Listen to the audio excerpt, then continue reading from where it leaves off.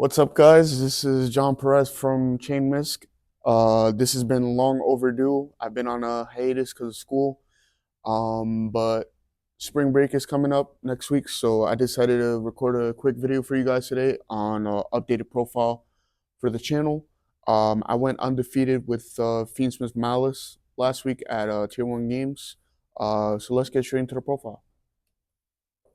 All right, so starting off, we have our main deck, starting off with three Dormouse, three White Rabbit, one Chessie.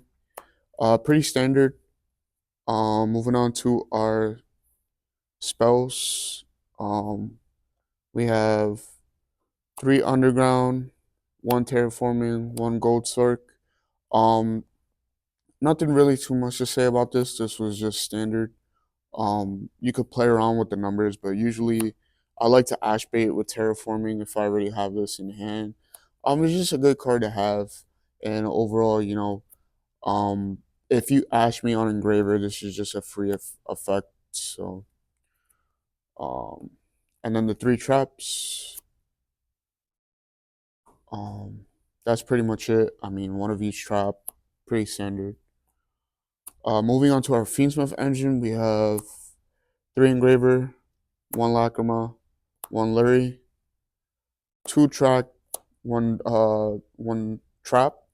Um, I was thinking about side decking this, because a lot of times it came up in my hand. Um, it becomes bricky, but we pretty much just use this as an engine. This is pretty much to like have a game state where your opponent is forced to nib, basically. That's pretty much the game plan with this deck. So your opponent's pretty much forced to nib like right before we threaten Caesar or whatever, but we're not playing Caesar in the deck. So hand traps, we go three Ash, three Nib, two Fualos. I don't own the third, so I just usually run the two. Um, and then moving on to our pseudo hand traps, I guess if you guys want to call it, um, you know, Mag, two Drew Swarm, one Baldric. These go hand in hand with the Malice cards. They're extenders, they're hand traps on your opponent's turn, especially for like Blue Eyes, because Blue Eyes is running around right now. And then last but not least, three Imperm. This card conflicts a lot with the B Seals, but it's still a good card to have in this deck because you get a lot of reward out of just setting this card before your opponent's turn going first in game three. It just creates a lot of threats. And you can always play around like the B seals with this card if you go, B seal chainlink one, this chainlink two. So it's not too bad. Um, but yeah, as you can see, since we're playing lights, we're not playing impulse in this deck. But a concession I'm gonna make probably for imperms is playing three Metatronus because it's basically imperm but better because you get to summon out something and then negate their opponent's card. Last but not least, Tactus Talent and Call By. Nothing too much to say. These are just like essential to playing the deck. But yeah, that's it. 40 cards for the main. Let's move on to the extra deck. Um, one Moon, one Requiem, one Desiree. And then these two cards. So the whole idea with this deck is you mainly want to dump the Desiree on your opponent's turn. You don't really want to like actually play this card in the deck. This is more of like a dump off the Lacrima effect.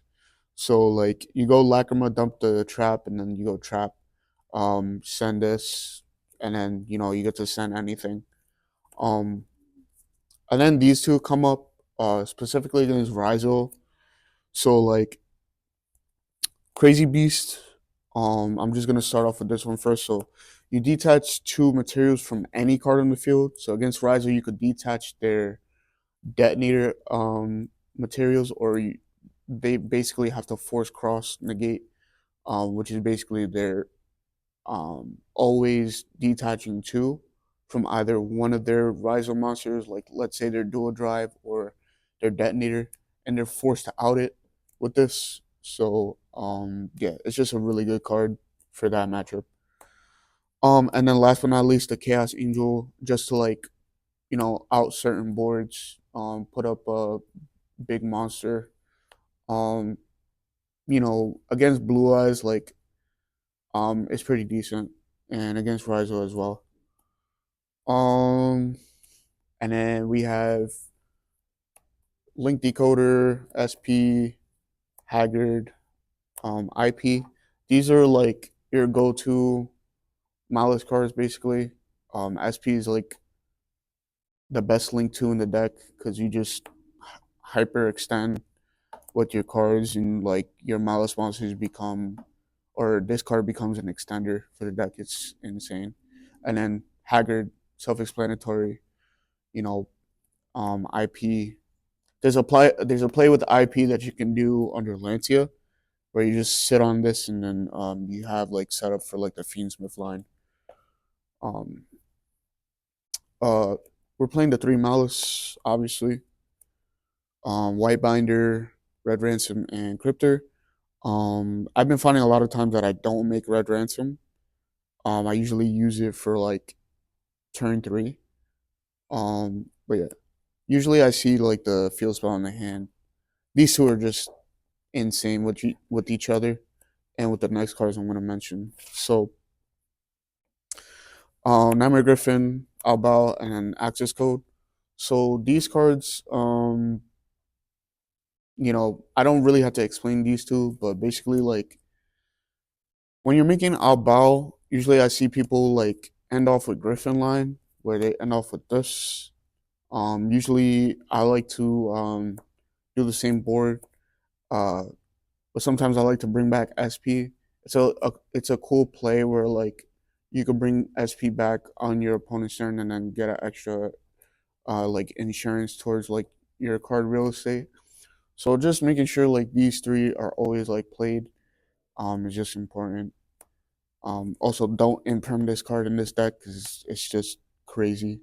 I get to like banish all my darks if you just imperm me. So yeah. Moving on to the side. So the side changed. I played like a different side at the event, but basically three Lancia, three Droll, three Thrusts, one Harpies, one D Barrier, one Sanctum. These are just like my thrust targets, pretty standard, and three Strike. This card won me, I think my game going second actually, in the crackback against a Rizal matchup because they just didn't have an out after they summoned X. So that just won me the game. And then yeah. So main deck 40 cards. It's my favorite deck of the format right now.